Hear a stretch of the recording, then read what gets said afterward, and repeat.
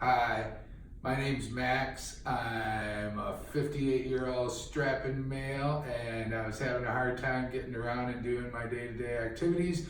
And I came to see Dr. Frisch, and he suggested a total hip replacement on my left hip, which I had on March the 5th. By April 1st, I was getting around pretty good. I actually went out west on a prospecting trip on March the 31st through April 3rd. And then I just went back on April 19th. On April 20th, I walked 9.5 miles through gravel and up and down mountains.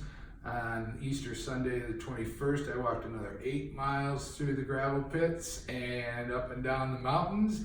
And I feel really good. And Dr. Frisch says that as soon as I feel like I don't have a hip replacement, which is probably real soon because I really don't feel it now, I can come off my restrictions, and I'm just really excited. Thank you very much.